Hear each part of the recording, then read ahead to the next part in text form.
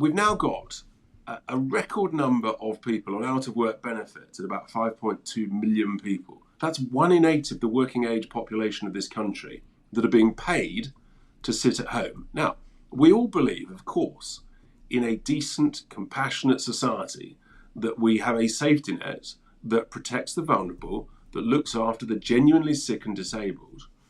But that should not become just a lifestyle choice for people who can't be bothered to get up in the morning, get out, get on their bike if necessary, and get a job. And we're told there's a whole shortage of labour, and big business wants to import cheap labour. Well, maybe the answer is that we need to make work pay in the UK, and that's why at the beginning of this year, in my first press conference that Steve Edgington criticised, the point is you talk about different policies at a key moment in time, and to make Britain great, you've got to make Britain work, and to do that, you've actually got to make work pay, and that's why our critical economic policy is to lift the threshold before you start paying income tax from 12.5 grand a year to 20 grand a year. That's an extra 30 quid a week in the pockets of everybody. That's real cash. That frees up 6 million people from paying any income tax whatsoever. The Tories want to do exactly the opposite. They've frozen the thresholds, so they're going to drag in another 3 million of the lowest paid over the next 3 or 4 years into paying income tax, which is absolutely appalling, completely the wrong thing to do, because benefits are tax-free. So if you increase benefits by the rate of inflation at 10% and it's tax-free, don't be surprised if a whole load more people suddenly realise that they're better off net at the end of each week going on to benefits. So what you're seeing, I heard it the other day as an anecdote. In a northern town, there's a shortage of taxi drivers because a lot of them have worked out they're better off going on benefits, claiming back pain, but being able to drive 16 hours a week. They'll take home net more money than if they drove for 40 hours a week. This is insane. Absolute insanity. It links into the immigration policy, it links into training, it links into the level of wages. You've got to make work pay.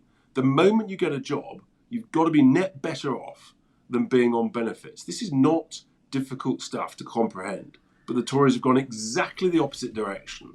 If you get 1 million people off benefits, that's 15 billion quid, give or take the odd billion, a year.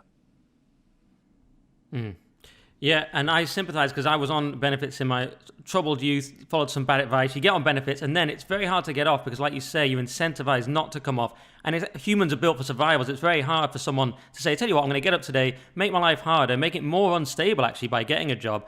And actually, when I could just get more on benefits, so they should obviously radically incentivise work because it takes extraordinary character to suddenly say, tell you what, I will make my life harder because spiritually this will be better for me to have a job. And people do that, but it's very hard at the moment with the current system, as you say. So you think, because some people say, how can we have growth? We've got low birth rates, we've got an ageing population, so how can we have growth without immigration? But your solution is just to maximise our current latent workforce. There's a huge amount of lost, wasted talent. And for those on benefits, the reality is many of them are trapped on benefits. And you've just given a good personal example.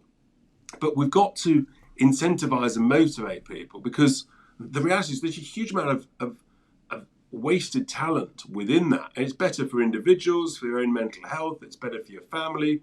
It's a better example for your children. It's better for your local community. In every sense of the word, you're better off. And so it's got to be a safety net as opposed to a lifestyle choice. But the Tories have removed loads of the conditionality around it. The Department of Work and Pensions has utterly failed in this. We've got 1.5 million more on benefits now than pre-COVID. And it's completely wrong. And I've just got to say, look, we're on the side of the workers and the strivers, but I've got no time for the shirkers and the skivers. And I'm not saying everyone on benefits is that. There is an element of that, and there's an element of people who are trapped in it. And there's got to be some carrot and stick, which has got to be made very, very clear. And if you get 2 million of those people off benefits, that's 30 billion quid a year. That pays from the vast majority of our tax threshold increase. So there's huge savings to be made everywhere by making the UK work and perform. But it requires proper leadership, proper accountability, and sometimes, do you know what? To make an omelette, you've got to break some eggs.